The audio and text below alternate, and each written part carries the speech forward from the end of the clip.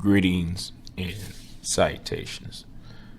This is BIGJXXX, and I want to say a happy birthday and a shout out to a track star by the name of Lolo Jones. She will be turning age 40 by the end of this week. So happy birthday to her. And what does Lolo Jones and her birthday have to do with this video? Well, we have to explore the psychology of the North American black man on social media. And the reason why I'm doing this, because I've seen video after video after video condemning Miss Jones, I should say. But let me start with a intellectual way. Frequent Floyd first identified what we call the Madonna, and let me substitute this word, the Madonna mistress complex. I'm not going to use the word Madonna whore complex. I'll use the term Madonna mistress complex so you can understand where I'm coming from. The Madonna mistress complex, or Madonna whore complex, depending on what you believe in, but I use the mistress, right, for the purpose of the video, is the inability to maintain sexual arousal within a committed, loving relationship. Under the rubric of psychic impotence, first identified by Sigmund Freud, this psychological complex is said to envelop in men who see women as saintly Madonnas or the base real fours, prostitutes. Men with this complex desire a sexual partner who may have been degraded, as in the whore, while they cannot desire the respected partner, the Madonna. Floyd wrote this in his analysis. Where such men love, they have no desire. To where they desire, they cannot love. See, I wish Sigmund Freud would, as somebody who was around the Victoria era, I wish there was a time machine and we can snatch him from the Victorian era, the pre-World War I era, and transport him from Europe to America of the early years of the 21st century.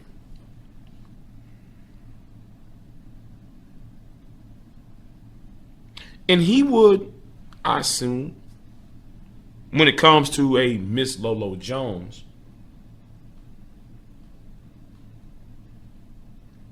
some of his theories that he proposed may be proven correct.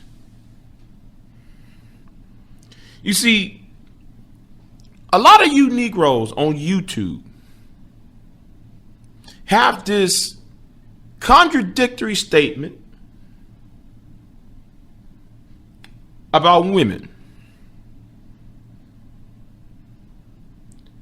And it's amazing how people,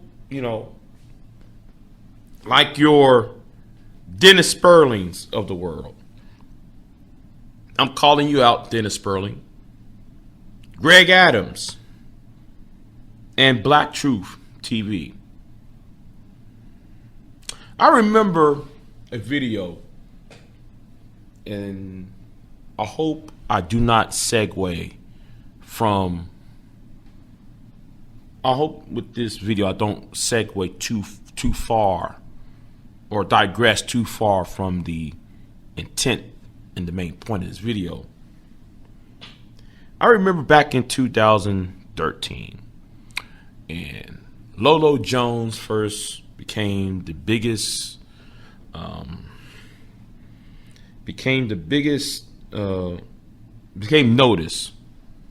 in the in the track and field arena in the sports. And you see a lot of people, mainly on Black YouTube, Black social media, to attack this woman viciously. From the Tommy Sotomayor's to the Black Truth to some of your old school Manispherians of the day came out of the woodwork to viciously assaulted, make inflammatory videos towards Miss Jones. And you know what was the reason why? It's because, and up till today, it is because she is a virgin. She does not have any sexual encounters with any human being. And because though she has abstained from sex and practiced abstinence under her religious belief, you got these fools what you see today coming out the woodwork to attack this woman. Now, I'm skipping ahead of myself because this woman is all what many within the manosphere, within the SYSBM community, many of y'all who were in the MGTOW groups and so forth. This is the type of woman y'all want. This time when y'all shame, blame, and explain about the types of women you want. But let's look at Miss Lolo Jones, right? Let's look at Miss Lolo Jones. Let's look deeper into her, right? She's a black woman. Oh, let me make that. And I'm putting that black in quotations because she is half black. She's a mixed breed black person. She's biracial, a biracial black person. She can almost pass for white if she was one shade lighter.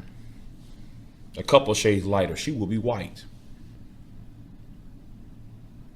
She practiced, as she said in some news reports, in interviews rather, that she abstained and practiced abstinence. She comes from a two-parent household. She don't have children out of wedlock. She's not in scandals. She don't have tattoos that we can know of. She don't do the stereotypical, the classic stereotypical things we always hear from black celebrities: drugs, crime, abuse, what may have you. But we got people like the Black Truth back in 2013 made that 2-part video trashing her and defaming her character.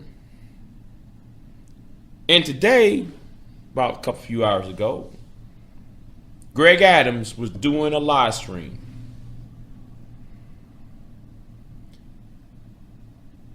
condemning her for being a woman and crying about her clock being ticking and her talking about freezing her eggs for future prodigy. And then we got Dennis Sperling going on Instagram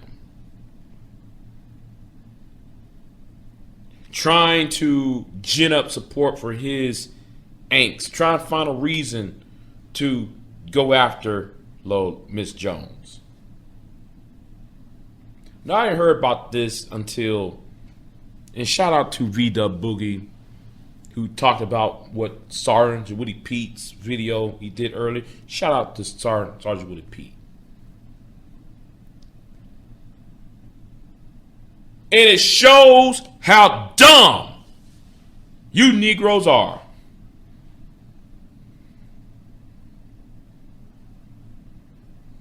The same people, you know what, let me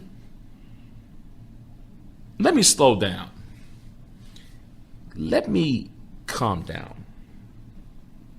Because I'm amazed at the hypocrisy of some of you so-called men on social media. Because a question has to be asked. And I'll go ahead and ask these couple of questions, a few questions if you mind.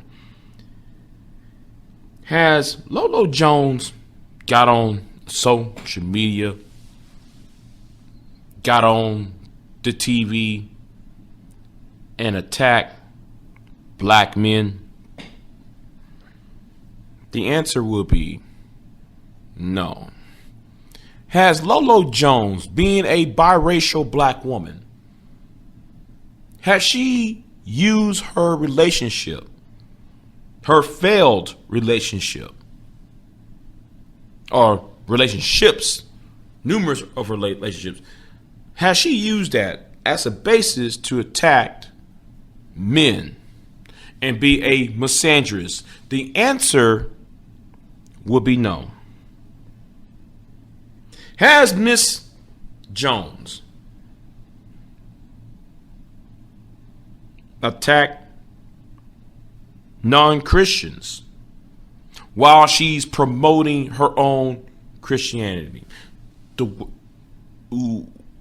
answer might shock you. Oh, I'm sorry. Spoiler alert, it's a no. So, because she had not attacked anyone, she hadn't bashed anyone, she hadn't demeaned or disrespect anyone about her dating life, about her religion, about the men, the race of men she'd been with. So I got to ask this in the defense of Miss Jones. What in the hell you Negroes talking about?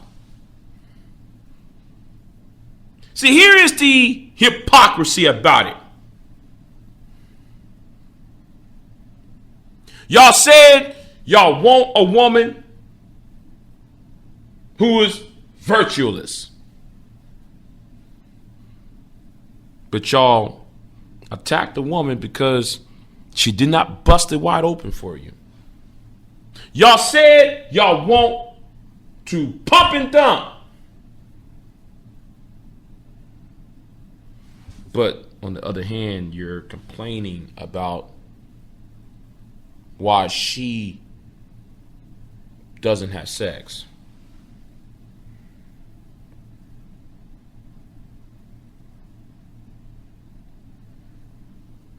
Y'all come around talking about the body count, but then y'all make fun of her having no sexual partners.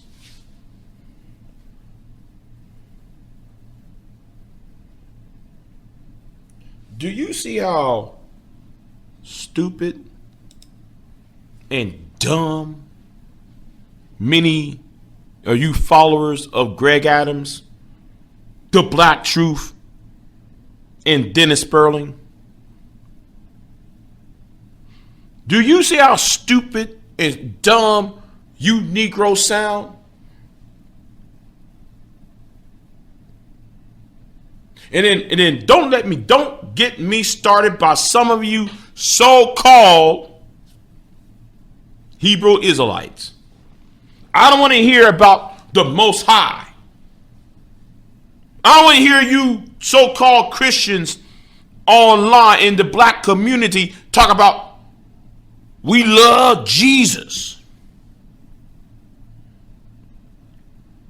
While y'all wagging your fingers at Big Booty Brenda for having children by men, by Pookie and Ray Ray. While you're out there, Mr. Educated Lane, you worrying about these women, just worrying about the what's it called? The 80-20 rule. Talking about why Brad and Chad or Pookie, Ray Ray, Tyrone get all the women.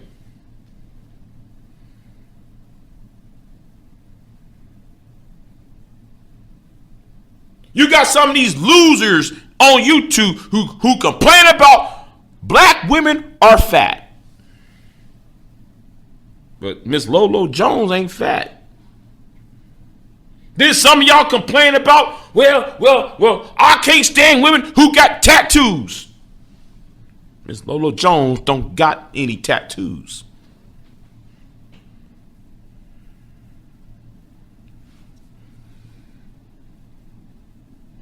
The time to shame, blame, and explain is over. This makes y'all look stupid and dumb. And this is the reason why some people say, this is why some people will never give you the keys to leadership. Or better yet, nobody will want you to have the keys to leadership. That's why they will go to your women first before they come to you. Why? Because you got an ego problem.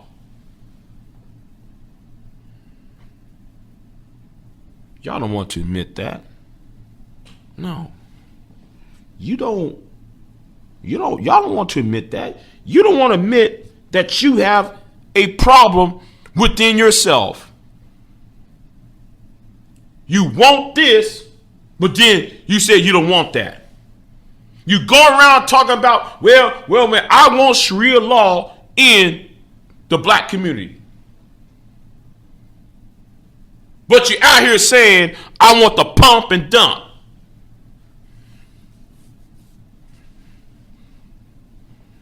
Ramil, I'm talking about you. Yes, Ramil Ramir, I said your name. And I'm looking at some of these followers in these comment sections. I'm looking at Greg Adams' chat room.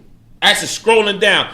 Idiot after idiot after idiot sitting there bashing this woman who's 39 and about to turn 40, and she's crying about the possibility of not becoming a mother. And also crying the possibility of not finding a suitable husband. Let me tell y'all what I really think this is about. Let me tell you what I really believe, what this is about. From the Dennis Sperlings, the Greg Adams, the Black Truths, the Mary Mears, and all of y'all in the world. Let me tell you what y'all, this shame, blame, and explain is about. Let me tell you what this is really about. It is because you don't have the talent, don't have the heart, don't have the integrity, the character, the intelligence,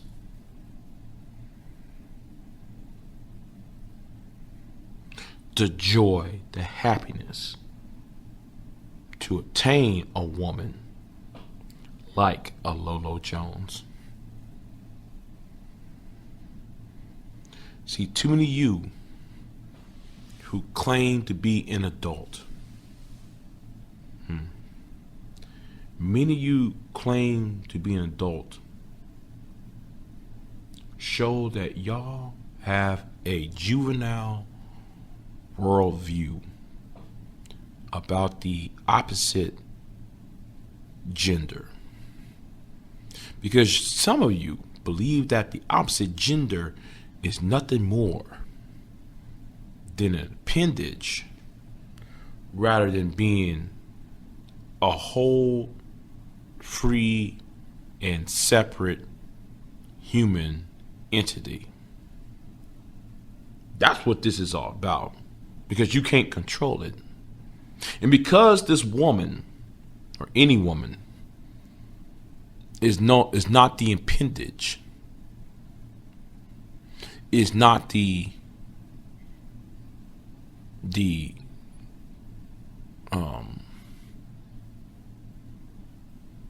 tether. And when I mean tether, you know what I mean, attached to any man. Because she's not attached, you feel threatened. Many of you feel embarrassed. Many of you feel in your deepest part of your soul, you feel ashamed. And because of that is the reason why you are a loser in life and loser in your soul. That's what this is really about. And the reason why I'm defending Mrs. Jones, because she insulted no one. She have not offended anyone. She had not committed a crime against anyone. Just for the sole fact, though, she is a woman who's reaching a milestone and didn't have the ability, or didn't have the opportunity, rather, to create a family that she desired. But let me say this right now. The way y'all going after Lolo Jones, something else is coming down the block for you. And let me give you a little snippet of what's about to happen.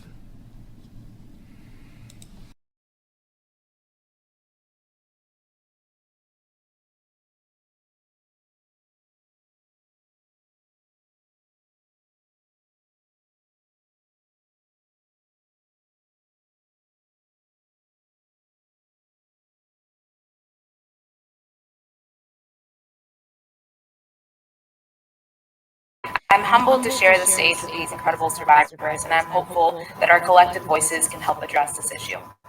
Many of you might first associate me with being a professional tennis player, which of course is my day job, but it's not the sum of who I am. I'm a daughter, a sister, a wife, and I am more than an athlete, more than a label. Yet all of that is disregarded when people online seek to harass me and harm me. No matter whether I win or lose, someone online is mad and they will make it known. There have been times when I'm walking off the court after a loss, not even thinking about anything related to tennis, and I'm just worried to see what will be on the other end of my phone because I know what will be waiting for me when I unlock it. People know where I live and everything that I do. I have been harassed and very credibly threatened. I understand that I'm a public figure, so this comes with the scope of my work.